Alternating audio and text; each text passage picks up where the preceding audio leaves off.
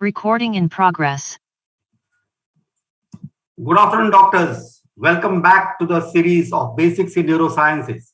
We are happy to present to you the episode number 5. This series is coming to you from Park Clinic, Kolkata, and DG Neuro.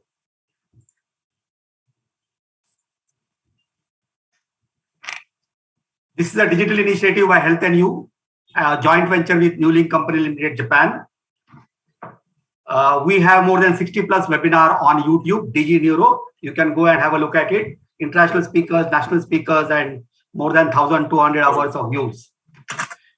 Our range of products: epilepsy management, Brinda, Briversitan, 25, 50, 75, 100. Clobazam, mouth dissolving tablet. We were the first one to launch 2.5 milligram. Add flexibility, add control. In headache and migraine management, we have Amnurite, amitriptyline plus mecobalamin combination. We were the first one to launch this in tension type of headache and migraine. We have another new concept, first time launched in India, vitamin therapy for migraine, based on American Academy of Neurology and American Headache Society guidelines. Brentamine, riboflavin, magnesium, CoQ10. Amnurite beta, again a first time in India, combination of amitriptyline plus propranolol in migraine. Amnurite beta 520ER and 1040ER. And for rapid relief of headache, naproxen, which is hydrophobic, is covered with hydrophilic rapid acting particle to dissolve naproxen in just half an hour. 99% naproxen gets dissolved. Rapid action, rapid relief, NDRAP 250 and 500. For neuropathy management, we have Amnurite, Amnurite P for a moderate to severe neuropathy, amitriptyline and pregabalin in sustained release form, Neurite injection, which is imported from Japan, mecobalamin injection, and Neurite D given in unique form of emulsions. We have the only beta-histine mesylate available in India, Becylate, specialist beta-histine for vitiligo and Meniere's disease, 25% less dose, Becylate 6 and 12, because less is more. And for stroke and post-stroke management, we have Neurite Active with active L-methylfolate, mecobalamin, pyroxal 5-phosphate. And in spasticity, we have Backride, baclofen extended release tablet, the smallest tablet available in the market, Backride 10, 20XR, and 30XR. This series of Basics in Neurosciences is conceptualized by Dr. Sandeep Chatterjee and coordinated by Dr. Kaushik Seal, who is a neurosurgeon in Park Clinic and faculty in Park Neurosciences. I have now great pleasure in handing over the session to Dr. Kaushik Seal. Over to you, sir. Good afternoon.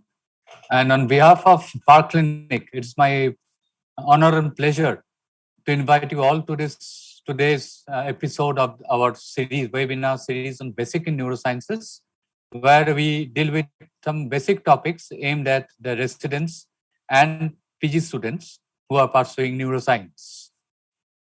Today we have our 15th series topic, that is a fluid and electrolyte management in neurosurgery, which is a very important topic in our day-to-day practice and also from the exam point of view. To go through this topic, we have an eminent speaker who is Dr. Subhash Kumar Todi, who is Sir is a director and head of the Department of Critical Care at AMRI Hospital, Zakuria. We also have the chief panelist and convener of this webinar series, Professor Sandeep Chatterjee, as the chief panelist of today. And we also have Dr. Parthasarathi Goswami, who is a consultant intensivist and consultant neuroanesthetist at the Park Clinic, Kolkata.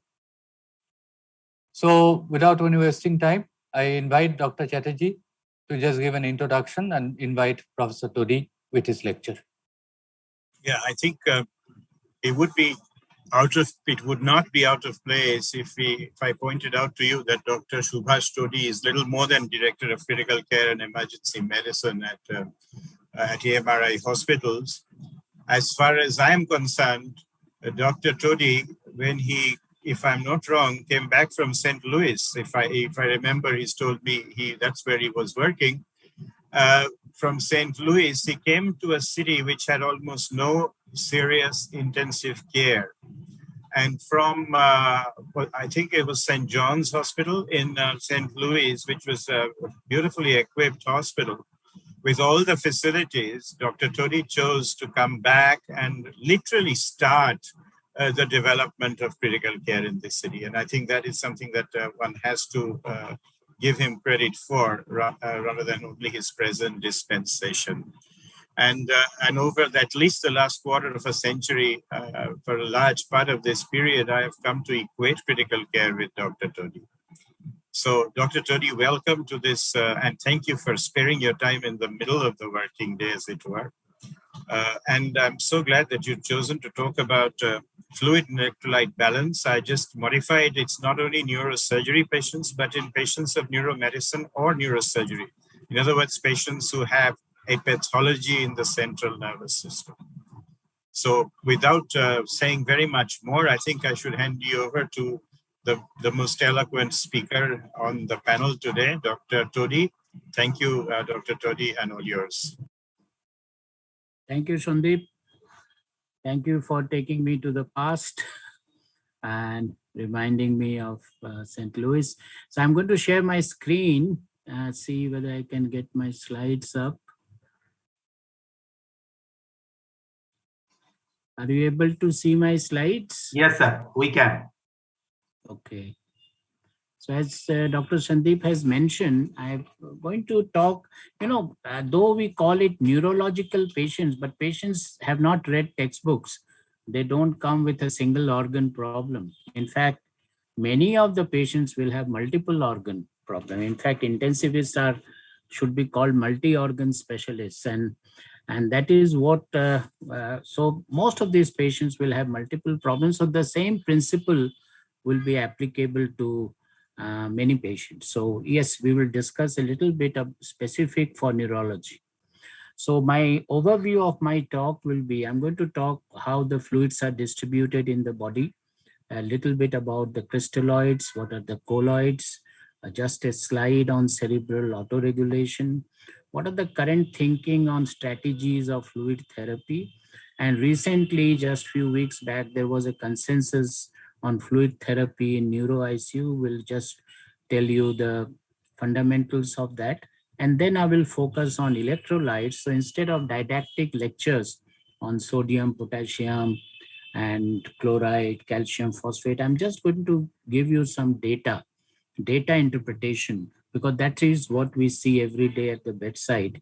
We see the data and then we have to know exactly what the patient's going through.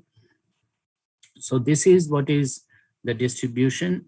In fact, if you look at the fluids and if you look at the planet Earth, that's how you remember 2/3 of the planet Earth is water. And that's what is in our body as well. 2/3 almost is water, of which along with the water, 2/3 is intracellular and 1/3 is extracellular. And out of the extracellular, 80% is interstitial. That means if you infuse a liter of saline, for example, this is how it will be distributed in the extracellular fluid. So just to give you an idea about, so many a times when we calculate the different deficits and surplus, we have to know the total body water. So total body water in a male will be, say, 0.6 multiplied by body weight, whereas in female will be 0.5 multiplied by body weight. So that is the practical reason of knowing this kind of fluids. Now coming to crystalloids and colloids, this is crystalloids, the normal saline is the one that we use most of the time, but any like half normal, D5 half normal with potassium, Ringer's lactate, these are all crystalloids. And D5W is electrolyte free water, so it's not classical crystalloid. And colloids are the one like FFPs, starch, gelatin, dextran, and albumin. Now, let us first see what are the constituent of plasma. And basically, a crystalloid should mimic a constituent of plasma. So these are basically the osmolarity is the important one, 290, sodium being 140, and potassium is there at 4. So let us see how the different crystalloids when compared to plasma. You see, when you look at the normal saline, straight away you will find that this is not normal. It's an abnormal saline because the chloride instead of 100 is 154. And that is what is the problem. And though the Even osmolality is slightly more than the normal plasma. So though it is called isotonic, it is probably a little more hypertonic than the normal plasma, which is probably good in many volume resuscitation. But the main problem comes with the chloride. If we give lot of volume resuscitation with 0.9% saline, the patient will become severely hyperchloremic and will cause severe non-anion gap metabolic acidosis. That's why nowadays these balanced solutions are coming into place. The question comes, why have they started normal saline with 154? One might ask this question, why 154 of sodium instead of 140? The reason of being this is, if you take the lipids out of normal plasma, the sodium becomes 154. And in order to maintain the osmolality without these ingredients, they had to increase the chloride. So that is the story behind this 154, but that's what we have. So remember, normal saline can cause a lot of hyperchloremic acidosis. Now D5W is just electrolyte-free water. Now Ringer's lactate or a Hartmann's solution is what is called a balanced solution with sodium and potassium. It has got some potassium. It has got a buffer which is lactate. It is kind of more akin towards plasma. The chloride is not that high. So this looks like a more plasma-friendly solution. So if one wants to give a lot of fluids, especially if hyperkalemia is not an issue, this might be the way to go. Nowadays, we have Plasmalite, which is again a very balanced solution, something similar to Ringer's lactate. Here the buffer is lactate, and here the buffer is acetate and gluconate. But basically this also have less amount of chloride, even much less than Ringer's. So this has become more and more useful in large volume resuscitation. If you want to avoid hyperchloremic acidosis, might be the way to go. So remember, crystalloids, normal saline in most of the cases. Yes, you can use Ringer's lactate as a balanced solution or Plasmalite as a balanced solution. Now regarding colloids, we have albumins, we have gelatin, we have starch. Now colloids have got different molecular weight, different oncotic pressure. The volume expansion with colloids is much more than crystalloids, and the duration of volume expansion is different in different colloids. But by and large, they last in the circulation for around 24 hours. But most of the studies now in ICU had shown that colloids do not have an advantage over crystalloids, and crystalloids are good enough. So one can go ahead and use crystalloids for volume resuscitation and for maintenance fluid. The only place could be, you might say, in cirrhotics, where we are using a lot of albumin, and colloids can be in saline or balanced, but we don't use colloids now for volume expansion, both in even in neurosurgery patients, and in general, we should avoid colloids because they can cause toxicity to the kidneys. So that is in an overview of crystalloids and colloids. Now this is where we come to the cerebral autoregulation. As you know that the cerebral blood flow needs to be maintained at a very tightly regulated, constant values, and anything below that, the cerebral blood flow will decrease. So our goal in resuscitating patient is to keep the MAP in a normotensive patients around, say, 60 to 80 to 90, whereas in hypertensive patient, we might have to keep MAP on the higher side in order to maintain the cerebral blood flow. And apart from fluid should be the first thing to give whenever we get a hypotension with hypovolemia, and then only the vasopressor should be given. We should not be using vasopressors. It might make the numbers look good, but if the patient is volume deficit, it will cause low perfusion to the organs. The strategy for fluid resuscitation is nowadays, these are the 4 phases. One is the salvage phase, one is the optimization, then stabilization. Though it is called de-escalation, instead of de-escalation might be the better term. So SO is D phase of fluid resuscitation. So when should we give fluid? What are the indications of giving fluid? One is new onset hypotension, tachycardia, unexplained oliguria, decreased capillary refill, increased lactate or base deficit. These are usually the indications that we try to give fluids to patients. And normally it says that if the patient is not clinically in overt heart failure, one can go ahead and give a liter of crystalloids very quickly. In sepsis, this is the number. This is the number which has been quoted in almost all the guidelines, is 30 cc per kg to be given over first 3 hours. So almost all septic patients, whether it is neurological patients or other patient, one should give 30 cc per kg of body weight without any other any fancy monitoring devices, or we can go ahead and give at least the initial resuscitation with this amount of fluid until unless there is a clinically overt heart failure. We do not have to wait for echoes or even chest x-rays. Just a simple examination should be able to tell us whether the patient is in heart failure or not. So the first phase is the salvage therapy. Though balanced crystalloids has been preferred over others, I will show you the consensus statement in neuro patients. They still think normal saline is better than balanced crystalloids. And especially when large volume is of normal saline is given, then balanced crystalloids may have an edge. Starch and other solution should not be used because it results in worst renal outcomes.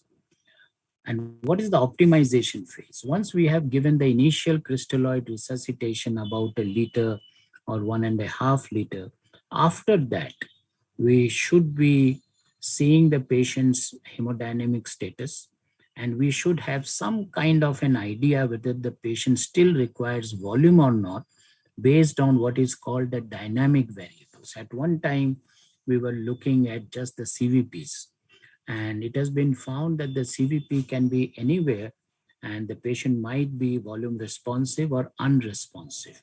Because of this Frank-Starling curve, we do not know in a particular CVP where the patient lies on this Frank-Starling curve. In this part of the curve, the patient will respond to volume. In this part of the curve, the patient does not respond to volume. By looking at one CVP number, we do not know where the patient stands. So that's why these dynamic variables, of which a lot of them have come into place, where ultrasound, echoes, and many other, a straight leg raising test. This is one of the things which is used. If we raise the leg of the patient, what is called an auto transfusion of blood from the calves. And if the stroke volume increases or the pulse pressure increases, that means this patient will respond to volume. So basically what is being, the guidelines say that some amount of assessment needs to be done before we go ahead of giving more volume to these patients. Then comes the stabilization phase, which is a phase of maintenance therapy, and most of the time the maintenance therapy will be a crystalloid. And then comes the de-escalation phase. This is again a very important, because positive fluid balance is harmful. In almost all the studies, it has been found that if a patient is 3 liter, 4 liter positive at the end of 4 or 5 days, ultimately it will harm the patient. So once we have over the resuscitation phase, we have stabilized the patient is doing reasonably well, but then we have to de-escalate. At that time, we have to fluid restrict the patient, and if necessary, we need to diurese the patient, because many patients, because of poor cardiac and renal function, are not able to diurese themselves. So here, this might be helpful. So that is on the strategies of fluid resuscitation. I will finish the fluid part by this consensus statement on neuro-intensive care patient fluid therapy.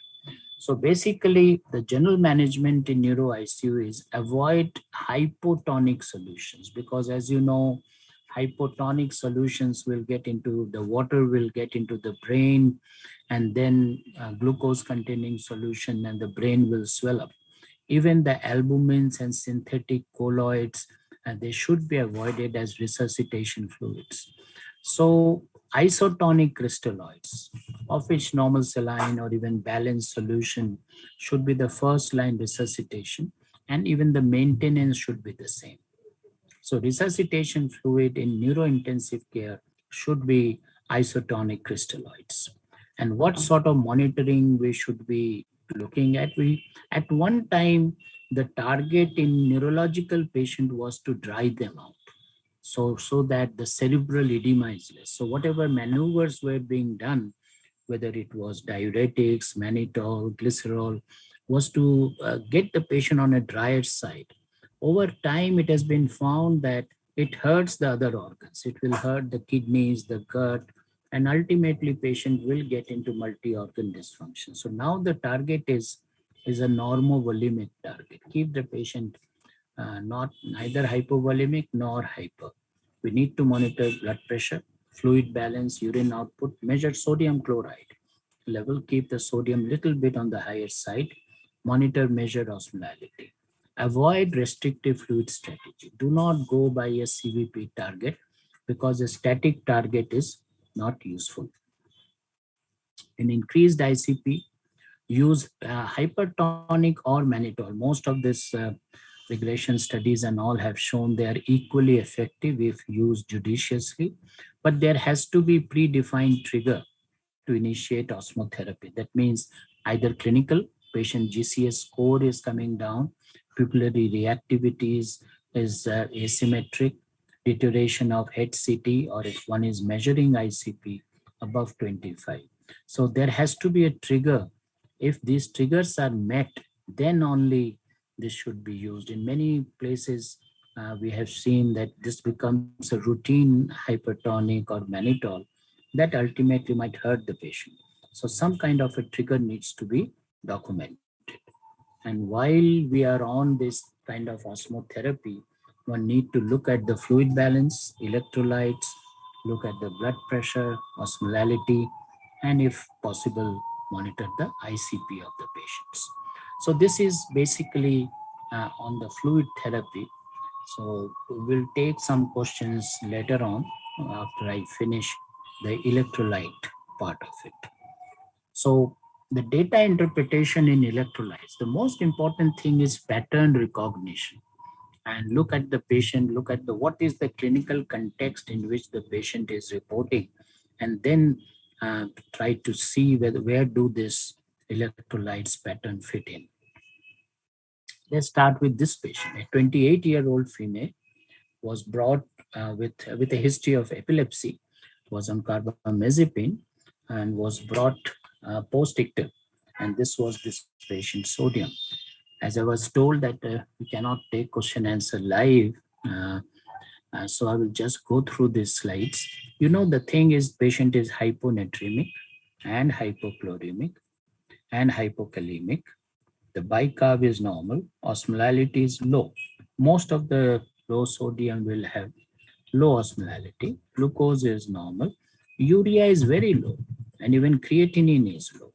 So this is a very important marker. Whenever you see a very low urea, a very low creatinine, along with hyponatremia, think of SIADH, especially if the serum osmolality is low. In order to cleanse the diagnosis, the best thing is to look at urine sodium, urine spot sodium, and urine osmolality. We don't do urine osmolality routinely, but we can do specific gravity by a dipstick, and the last 2 digits of specific gravity multiplied by 30, urine specific gravity multiplied by 30 will give you the osmolality. So that it should be done routinely in all the ICUs, is to do a dipstick, look at the specific gravity, and then calculate osmolality. So this is a case of SIADH. So this is a very common problem, SIADH, in neuro ICUs. So the criteria one need to fulfill is it should be hypoosmolar hyponatremia, like in this patient. Urine sodium should be more than 2 in order to exclude hypovolemia. Urine osmolality should be more than serum osmolality. Potassium should be reasonably normal. This is the key. Low urea creatinine and low uric acid. And in order to be completely sure that we are dealing with SIDH, one need to know the renal, adrenal, and thyroid function. This should be normal because adrenal disease or hypothyroidism, they will behave exactly like SIDH. And usually the sodium gets corrected with water restriction. So just few words on how to correct sodium, because this has become a very important topic. Sodium has to be corrected very, very slowly, and these numbers are coming down over years. At one time, it was 12 milliequivalent in 24 hours, then it was 10. Now it is 8 milliequivalent, because it has been found that just 1 or 2 milliequivalent correction makes the patient better. So we should avoid over correcting sodium in many patients, and just few milliequivalents in the first few hours should be good enough. And the rate of correction should not be too rapid. As we all know, this will lead to central pontine myelinolysis. Now, how much hypertonic saline to give? You see, in a busy intensive care unit, and we are not only dealing with sodium correction, we are dealing with so many other issues. There has to be certain rule of thumb. So the rule of thumb of hypertonic saline is weight in kg multiplied by desired rate of correction. So if I want to correct in a 50 kg patient, 1 milliequivalent of sodium per liter in 1 hour, I have to give this patient 50 cc in an hour. So you hang 50 cc. If you give 100 cc of 3% saline over an hour, then the patient's sodium will increase by 2. So if you want to correct by 0.5 milliequivalent in an hour, you have to give half of this.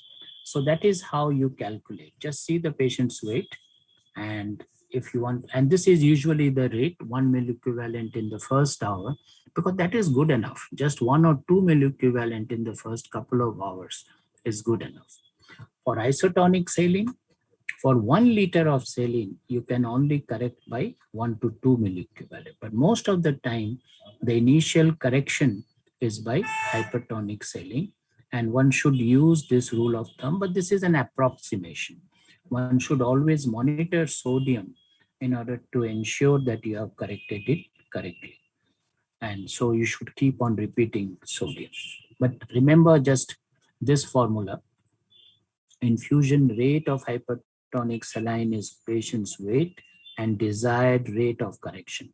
So you decide on the desired rate of correction, which is usually 0.5 to 1 milliequivalent per liter, and then you give that.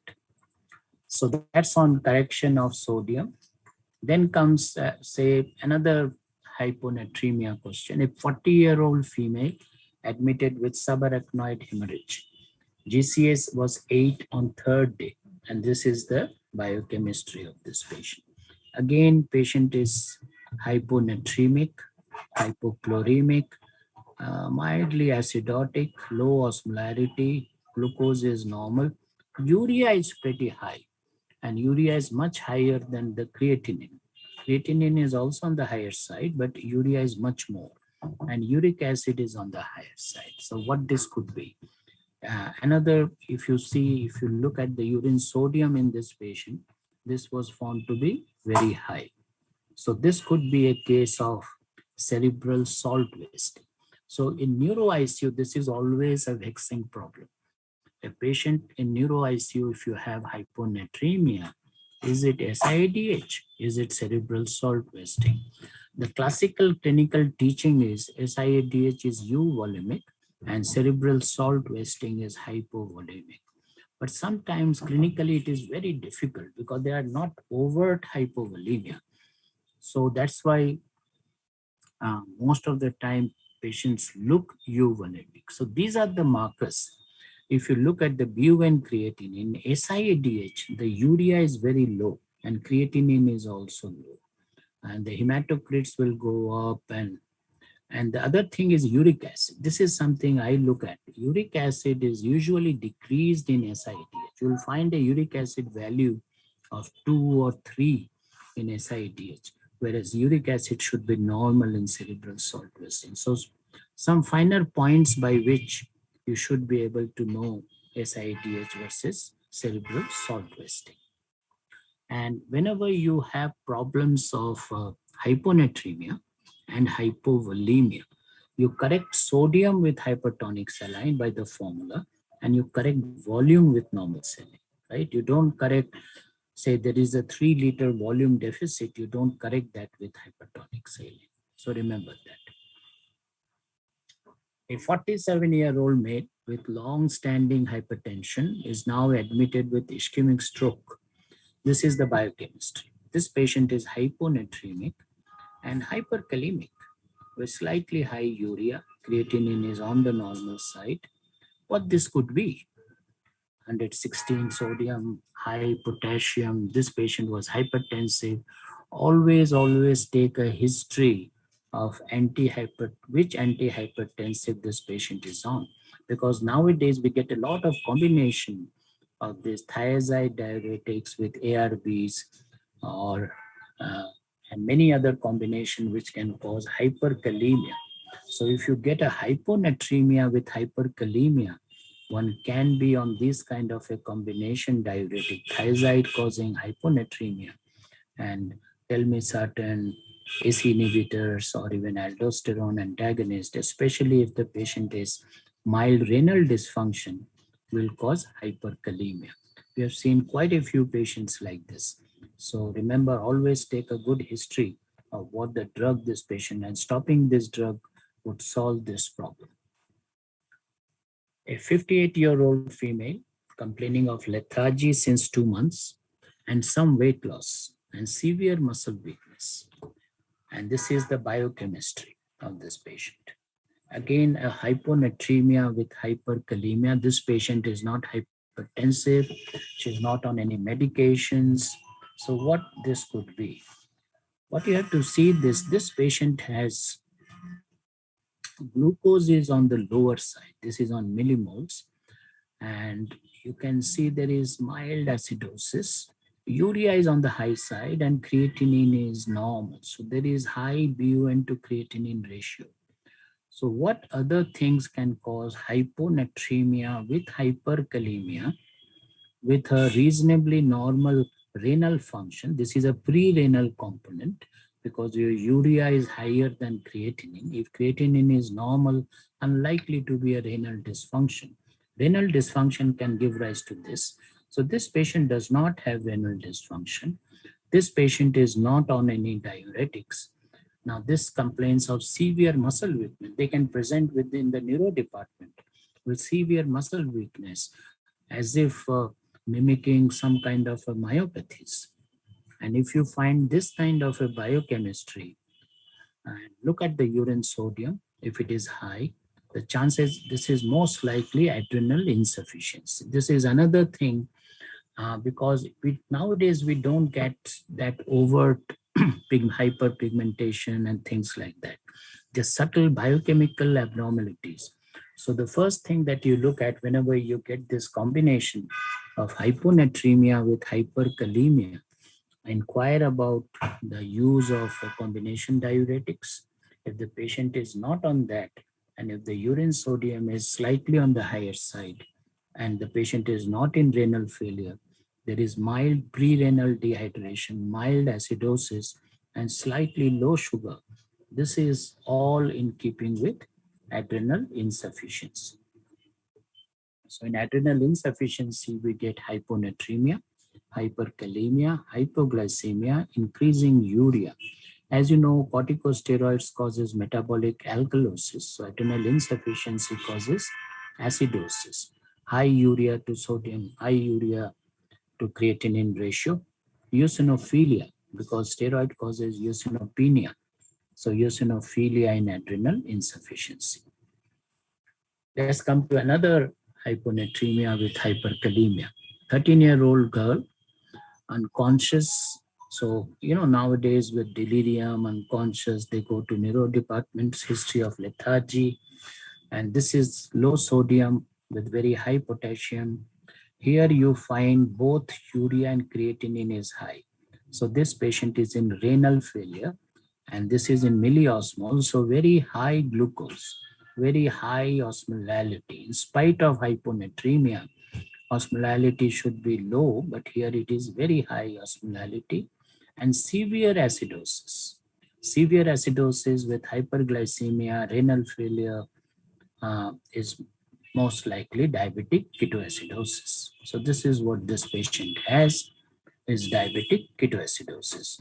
You do an ABG, you find severe acidosis. So DKA, you get all these classical findings. So what are so whenever you get a clinical pattern, the biochemical pattern of low sodium and high potassium, think of renal failure, look at urea creatinine, look at glucose to exclude DKA, potassium sparing diuretics, ACE inhibitors, adrenal insufficiency. Very rarely NSAIDs can also cause this low because of prostaglandin problems. So remember, look at the pattern of the biochemical things that you get and then try to see what could be the underlying problem. Now, let's go to this. This is a very important biochemistry, which we do get sometimes. 49-year-old lady admitted with hypoglycemic coma. And you see the glucose is so high in these patients now. The patient was admitted with hypoglycemic coma. Now this patient has a very low sodium, very low potassium, very low chloride, very low bicarb. In spite of low sodium, the osmolality is normal, very high sugar. And look at the urea creatinine. What this could be? Patient came in with hypoglycemic coma.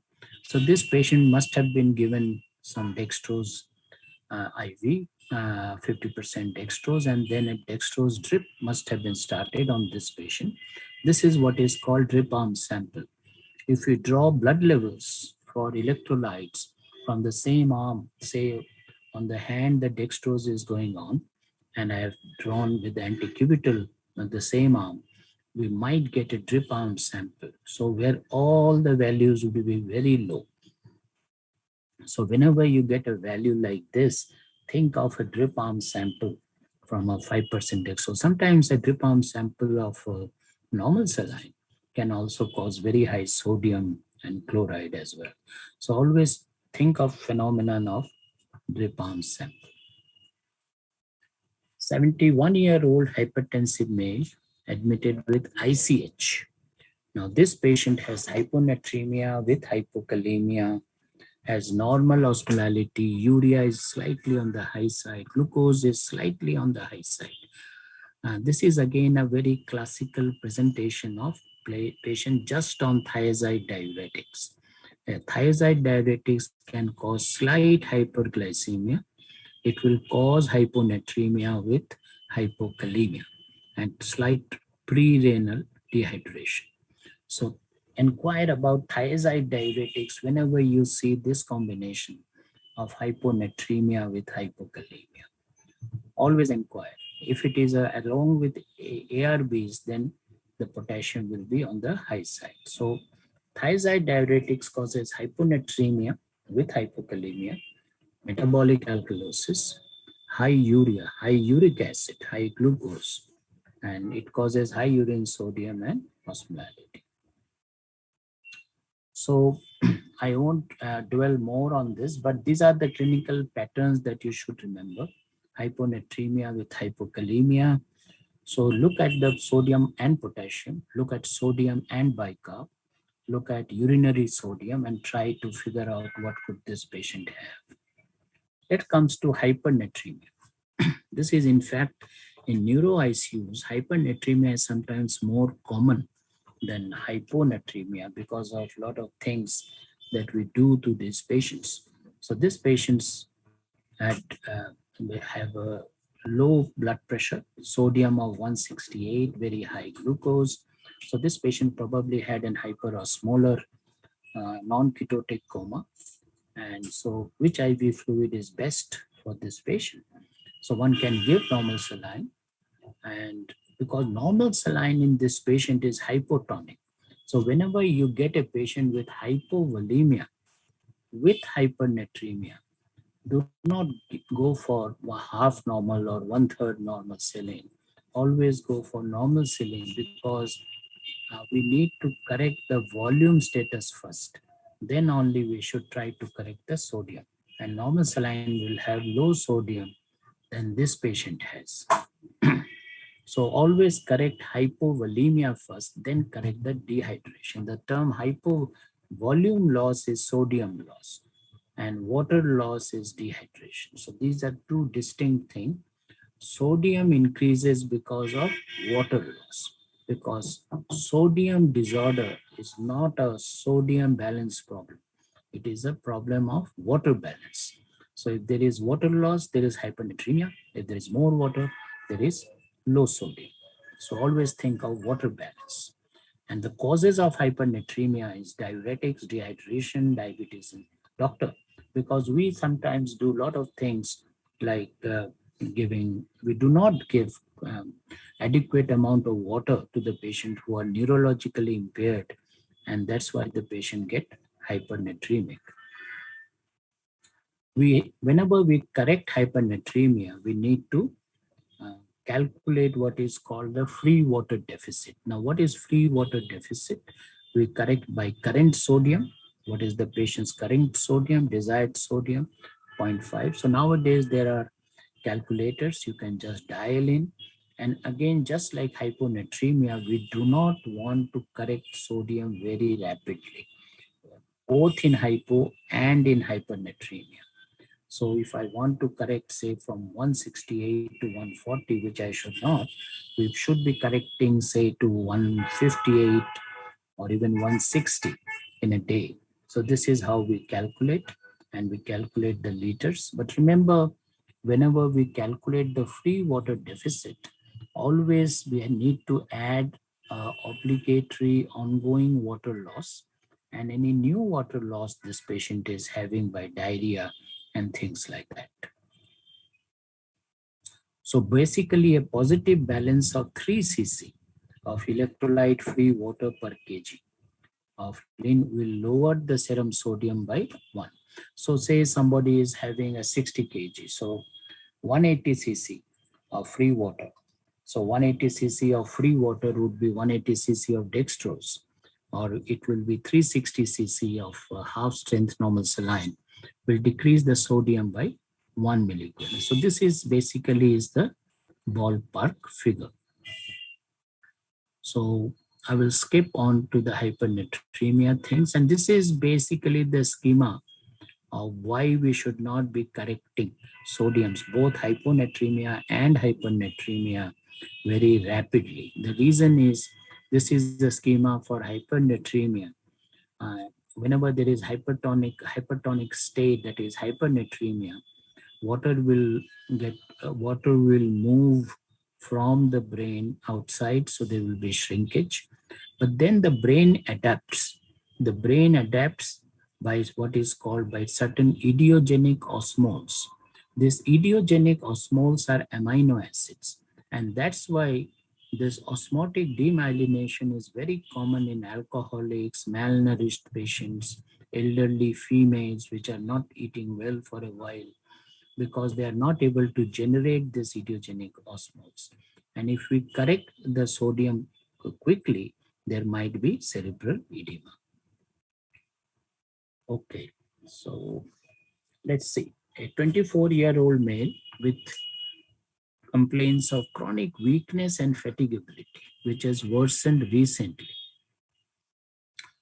You see the patient's sodium is low, potassium is very low, this patient's chloride is high, very low bicarb. The patient has severe acidosis. If one calculates the anion gap in this patient, this anion gap will be normal. So always think of what we call normal anion gap acidosis in these patients. In some patients who have severe acidosis, and that could be due to renal tubular acidosis. I won't dwell into this, but this can sometimes a patient is not fitting in with classical other reasons of metabolic acidosis. Think of renal tubular acidosis. A 51-year-old lady with history of chronic hypertension now presents with weakness. She has low sodium, she has low potassium, she is metabolically alkalotic, and her urea and creatinine is normal, potassium is normal. Urinary potassium is very high. That means she is dumping potassium in the urine. And this is what is called hyperaldosteronism. Anybody with hypertension and having a very low potassium in the serum. Normally, if you have a low potassium in the serum, you should not have any potassium in the urine. So it is either thiazide diuretics. If a patient is not on diuretics, then the chances are very high this is hyperaldosteronism. So look at this. So urinary electrolytes become a very important tool in these patients. 19-year-old, 30 kg weight girl with history of severe depression. Again, this can, depression and psychological problem can be dealt with the neurologist. So we need to know something about this. This patient has got severe hypokalemia with alkalosis. So she must be having self-induced vomiting. So look at the clinical context, look at the biochemistry, and see how you can fit in these patients. This is important because sometimes we do see many of the patients who come to the neuro ICU are very cachectic, might not be eating well for a while. We put a Riles tube, then we start feeding this patient, and they suddenly go into heart failure and cardiac arrest. And the reason for this is what is called refeeding syndrome. The commonest problem with refeeding is hypophosphatemia. So always look at phosphates in the patient who has been admitted in the ICU, and then we have started feeding these patients. So refeeding syndrome is important. A 40-year-old male presents with tetany-like symptoms and serum calcium is low. So whenever we have this calcium-related problems in ICU, look at not only calcium, look at albumin, look at the pH, look along with is there a magnesium deficiency, what is the renal failure problem, cell necrosis like rhabdomyolysis, you get low calcium, high phosphate, high CPK. So this clinical pattern in alkalosis, you get low ionized calcium, but normal total calcium. So look at the different clinical patterns. So basically, just look at not only calcium, but other things which goes along with calcium. Now, in neuro patients, sometimes patient with CIDP being treated with steroids. Now, patient treated with steroids, and this is the biochemistry. Look at the urea. Urea is so high, 37, but creatinine is normal in this patient. So you do get patients like this who are being treated with steroids. So always look at the causes of high urea to creatinine. We have seen this in few other biochemistries earlier. Severe dehydration can cause this. Total parenteral nutrition with and very high protein meals can cause this. Upper GI bleed. Sometimes in order to differentiate upper and lower GI bleed, you look at urea to creatinine ratio. And upper GI bleed will have high urea to creatinine and steroid therapy. So always look at urea to creatinine ratio and try to see whether it fits in with one of these things. The other way is low urea to creatinine ratio. In rhabdomyolysis, because of CPK, the creatinine goes up. The urea might not go up so much. In diabetic ketoacidosis, the ketones are kind of mimics creatinine in the biochemistry. So creatinine goes falsely high in this patient. A 70-year-old man presented with confusional state. And the trick in this biochemistry is You look at total protein, 110, huge total protein with low albumin. So if you calculate the globulin in this patient, it will be very, very high. A very high globulin in a patient, elderly patient with confusional state, is always rule out multiple myeloma. So if a patient, sometimes we don't get globulins, we just get protein and albumin. If globulin is very high, must send protein electrophoresis. A 52-year-old lady found unconscious, has hypercholesterolemia and high CPK value with hyponatremia. The chances are very high. You must look at a thyroid function test in this patient. As we mentioned, hypothyroidism can behave as a SIDH. This patient almost always have high CPK, high cholesterol, and low glucose in these patients. Hypertension, ischemic heart disease with severe body ache and fever. Look at the CPK, 5,400. Patient has severe body weight, myalgia, and has come with this CPK. If a patient has hypertension, ischemic heart disease, most likely this is a statin-induced rhabdomyolysis. So statins can cause rhabdomyolysis, especially in a patient with renal dysfunction. So be on the lookout for rhabdomyolysis, which is secondary to statin. So just to wrap up the electrolytes thing, look at your patient, look at the clinical context. Even before you look at the electrolytes, you might get an idea what sort of electrolyte abnormalities this patient might have. Then look at the pattern. Just don't look at just one abnormality, high or low.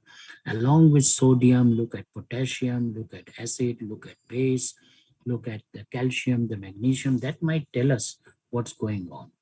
Do a good clinic history by most of the times thiazide diuretics and other biochemistries. Look at anion gap.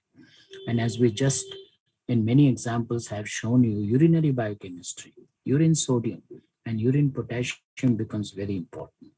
Unfortunately, we don't do measured osmolalities in our city so much, but urine osmolality we can calculate by specific gravity, but serum osmolality is also very important, and urine pH. So I will finish here. We got 10 minutes for question and answers. So I will stop sharing now and hand it over to the moderator. Sandeep, back to you. That was absolutely fantastic. I was just listening spellbound and thinking there's so many things we don't know in our day-to-day management of the patients. Perhaps too late to do that also for people like me, but I'm sure the youngers in the audience would have benefited tremendously, and I have also benefited tremendously from this exercise. Before I actually ask any question myself or tell you what's coming from our residents, I'd invite Dr. Partha Sharathi Goswami to give some of his comments or perhaps raise some issues for discussion with Dr. Todi. We have 10 minutes, so. Thank you very much, sir. That was a fantastic lecture. It's nice seeing you back in form. There are certain issues which has crossed my mind as far as fluid management and electrolyte management in neurosurgical or neurological ICUs is concerned. But we now know for a fact that the central nervous system is one of the most sensitive systems of the body. And after having spent almost a decade in the critical care unit and then graduating onto neuroanesthesia, neurointensive care, some of the observations which have come across with me is the fact that electrolyte issues in the neurointensive care unit are very slow to develop, but once they are missed, they can have extremely disastrous consequences. So the teaching which can go out to the juniors is, as much as we are excited about monitoring Glasgow coma scales, as much as we are encouraging about doing pupillometry, I think a thorough clinical examination as well as monitoring the electrolytes as well as examining the patient on a whole becomes very, very important.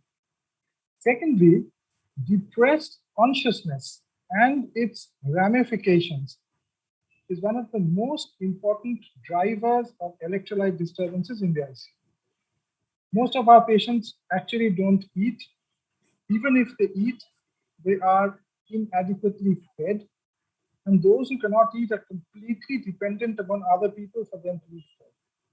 So therefore, electrolyte as well as nutritional deficiencies which accompany these problems are slowly creeping into mainstream neurointensive care, whether we like it or don't like it.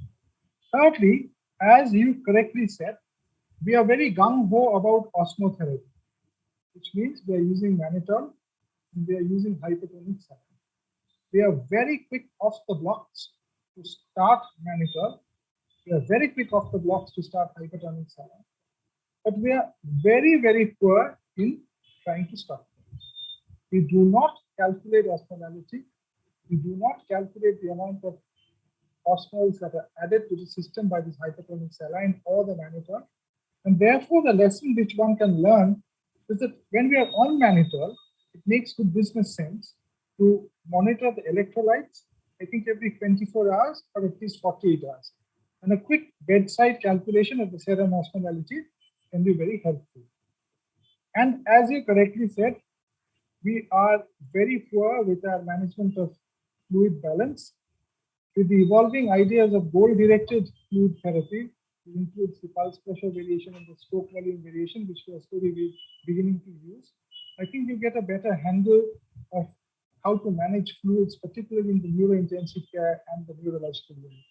So the choice of fluids, unfortunately, is a lot of people are still using normal saline, which we are trying to slowly eliminate from our practice, and we are going on to a balanced salt solution. That is one of our agents of choice for fluid resuscitation and management and maintenance in the last few years. And finally, the central nervous system needs to be monitored on a daily basis as a holistic measure, rather than trying to take one thing at a time. So if you have any further comments, these are my observations in the last 1.5 decades of watching neurological patients come in. Yeah, Partho, I would agree with you. Just one comment. There was a recent study came out in JAMA last week from Brazil, 30,000 patient balanced solution versus normal saline. And they have found that balanced solution is better than normal saline, except in neurological patients. For some reason, balanced solution may be a little hypotonic. Probably neurological patients might do well with slightly higher osmolar solution, which the normal saline is. So for neurological, they have found in brain injured patient, balanced solution was probably a little more harmful. On the septic patient, on the other hand, probably especially renal failure, balanced was better. So that was the normal saline. Should we still use? Should we still be using normal saline, or should we still be slowly skewed toward using balanced salt solutions? Except in neurological patients, balanced solution should be used in large volume resuscitation of trauma and sepsis and otherwise. But in neuro patient, this study had shown that probably normal saline should be the way to go. So I think that would be easier because normal saline is also a cheaper alternative as compared to a balanced salt solution. Ringers is a balanced solution, though there is no marketing for Ringers as opposed to the Plasmalite. But Ringers is as good as the Plasmalite, so you can use Ringers as a balanced solution. So that you can say that whether it is normal saline or Ringers, the only thing Ringers has some potassium into it. So one look at the potassium. If there is no renal dysfunction, one can use Ringers as balanced solution. So I think the jury is still out in neurology. I think the potassium can still be also helpful for patients who are vomiting because of raised intracranial tension. And they are pouring out a lot of fluids via the nasogastric tube. I think we sometimes do tend to get hypokalemic patients. And they are weak, they're on the ventilator. So I think the lactated Ringers can be a good option. That's right. Especially they are on diuretics as well, Lasix and all. So potassium replacement might be useful. Quite right. So Any talking question about from fluids, the participant? I'll just butt in here with a little bit Yeah. because I'm not a very clever intensive care doctor. I'm a stupid neurosurgeon, as you know. So one issue, the question I always ask is that if you get a patient with polytrauma who's got a cerebral edema because of a head injury and is hypovolemic, then why not use hypertonic saline for resuscitation? Because you can use that both to correct the hypovolemia and to treat the cerebral edema. I mean, this is just my simple thinking. Yeah, you see the hypertonic saline, the sodium part is okay, but what about the chloride part? It's huge load of chloride in the body, and the chloride constricts renal arterioles. There is a very high incidence of renal failure if you give too much of normal salines because of hyperchloremic acidosis. We have had patients who had received tons of hypertonic saline, and they become so hyperchloremic they were kind of panting as if they are in respiratory failure. So chloride, if one monitors chloride very carefully, then only whether but we don't measure chloride, unfortunately. We measure only sodium, sometimes potassium. So chloride measurements has become now a very important part of our electrolyte panel, especially if you are using hypertonic saline. So small volume hypertonic saline is okay, but large volume hypertonic saline for resuscitation may not be the way to go. One of the reasons touted for small volume resuscitation with hypertonic saline is the volume itself. And whenever we are talking of polytrauma with brain injury, unfortunately, we are talking of a disturbed blood-brain barrier. And whatever studies have been done, including whatever studies on the brain, have always been on an intact blood-brain barrier. So we do not exactly know what molecules can actually pass across or what ions can actually pass across a blood-brain barrier which has been broken because of the integrity of the system. Now, that is why a lot of journals of neurosurgery would actually advocate using small volume hypertonic saline resuscitation. And this is also, I think, being used in general intensive care for war trauma or multiple trauma. There, small volume hypertonic saline resuscitation has been tried because of the ability to maintain intravascular volumes. Dr. Todi, while we have Dr. Goswami online, I'm going to ask you another question because a big quarrel that we have between the neurosurgeons and the neuroanesthetists, perhaps all over the country, but certainly in our department, is that they hate mannitol and they love hypertonic saline. And somehow the neurosurgeons are more fond of mannitol. Of course, we have to keep reminding them that that mannitol is an oxygen-free radical scavenger as well, amongst other things. I know that hypertonic saline, some people say, is an immunomodulator in defense to try and get the balance. But I'm going to ask you a straight question. If you have a patient with raised intracranial pressure, maybe a huge brain tumor with edema who's just come after a status epilepticus, raised pressure, would you prefer hypertonic saline or mannitol, and why and for how long would you use it? It depends where you are practicing. If I am practicing in Calcutta in Dhakuria, then probably I need to monitor my osmotherapy. And the monitoring of osmotherapy is by measured serum osmolality in mannitol and by serum sodium in hypertonic saline. If I had serum osmolality access, that I can give mannitol 3 doses and then see what is my serum osmolality, I would have gone for it.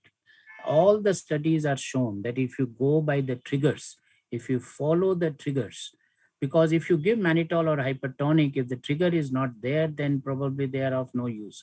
But if they are given appropriately as you mentioned, the kind of patient, they are equally good. Now, the question is how long, how much, for how many days we need to monitor. It is easier to monitor hypertonic saline because if I aim for a sodium of say 150, for example, then it is much easier for me to give hypertonic. But in places where they have serum osmolality, they monitor osmolality target and osmolality of 295, for example, they can go for mannitol as well. So I would go for hypertonic. So the clinical equipoise still remains as far as mannitol and hypertonic saline is concerned. But the important message which should go out is whenever somebody is on osmotherapy, it's very wise to start it, but I think it should be monitored. And a minimum of 72 hours down the line, one must look back at the charts, do a little calculation, measure the electrolytes, and ask oneself the question as to whether this osmotherapy is doing us any benefit or not. If the answer is a clear no, we should stop. That's my take on the situation. One should not start it ab initio, ad infinitum. That I think is not exactly the right. Because we have seen many patients on mannitol therapy because we don't measure serum osmolality. They go into a hypovolemic state, which is not good for the other organs, renal, ultimately even the brain, the gut. So many patients, when the urea starts going up on mannitol, that's bad news. That's very bad news. So I think it has to be used very judiciously. One other question we have from the audience is about DI, because this is a condition that we quite often encounter, particularly after pituitary or hypothalamic surgery. And typically we have a patient, we've done a radical removal of a pituitary tumor, and about roughly in our experience, about 36 to 48 hours later, they start producing about 6 liters of urine, about 2 liters of urine in about 3 hours. And then if you measure their sodium, it's steadily climbing up. So what is your approach to patients who develop? This is clearly a DI patient because you've done pituitary surgery, and then they start they're feeling thirsty, they're producing this huge volume of urine.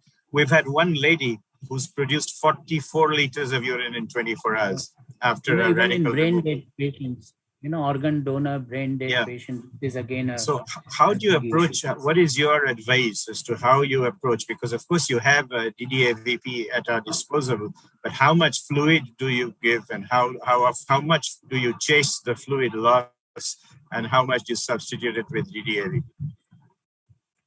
One needs to give the DDAVP, or even one can start vasopressin in this patient, a vasopressin infusion in these patients, and then monitor their sodium, and then give volume. The only problem with volumes in this patient is to monitor their pulmonary and cardiac function, because too much of volume in these patients can make them volume overloaded as well.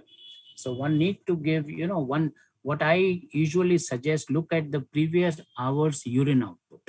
So normally hourly intake and output, if somebody has passed 200 cc's of urine in the previous hour, the best way to know how much of fluid you need to give in the next hour, just once, if you can do a urine sodium in that patient, a urine sodium will tell you how much electrolyte free water is coming out in that urine. Is it just plain water the patient is pouring out? If the patient is pouring out plain water, you have to replace plain water. If the patient say urine sodium is say around 50, that means, and the serum sodium is 150, that means they have 1/3 of the urine, is 2/3 of the urine is free water. So if he's having 100 cc of urine output in the previous hours, you give 75 cc of water, either in the form of through rice tube, or if the patient is hypovolemic, you can give half strength normal saline 150 cc, that will be 75 cc of free water. So we need to replace what is being lost, and in order to decrease what is being lost, we need to replace the hormone. And to know what is being lost, that is the trick.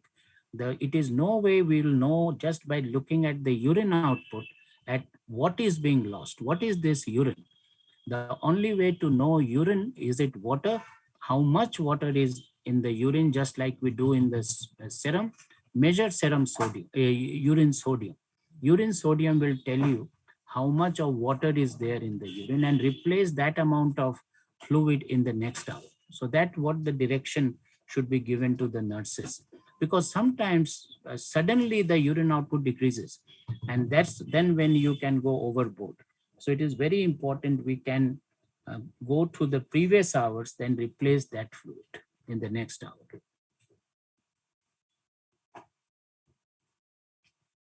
think. Sorry, what would be your trigger point for starting vasopressin? Whenever the sodium starts going up, and especially there is a protocol in brain dead patients when you start vasopressin immediately.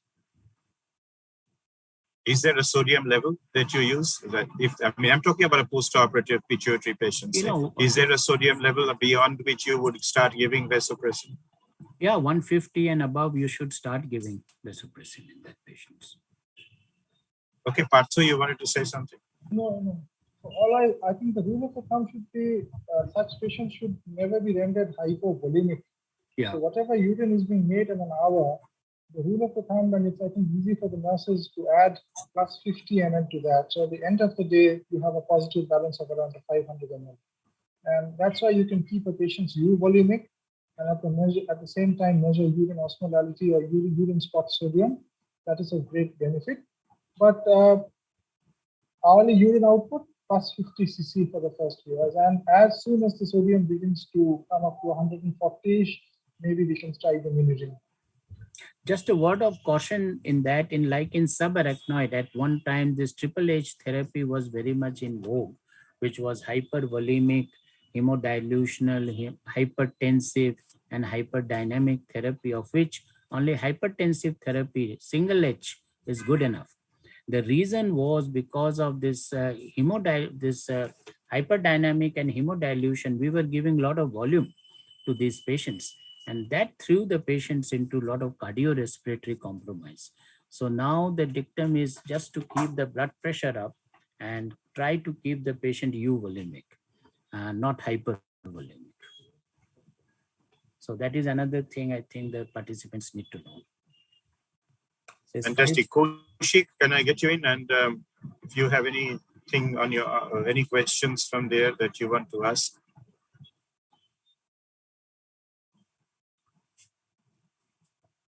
No, sir.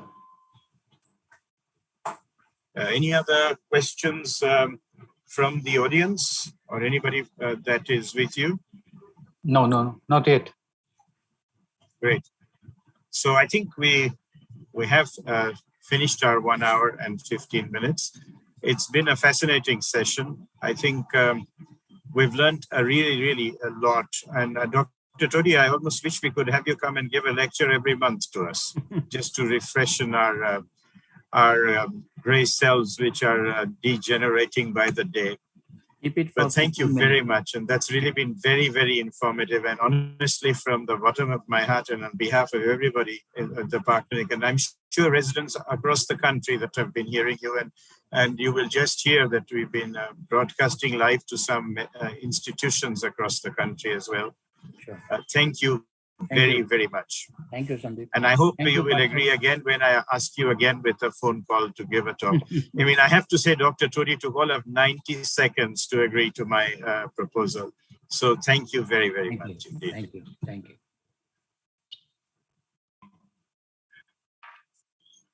Kaushik, all yours. Yeah. Thank you, sir. Thank you, Dr. Todi. Thank you, Dr. Chatterjee. And thank you, Dr. Partho, for a wonderful seminar today. We have around 1 audience for this show. Our next topic will be on MRI. What is the basic of MRI? And this talk will be given by Professor Chatterjee on 16th, I gather. So in this note, I again thank you all from the Park Clinic, and over to you, Deepak. Yes, the next topic is how MRI works by Professor Sandeep Chatterjee, as Professor Kaushik Sil just said.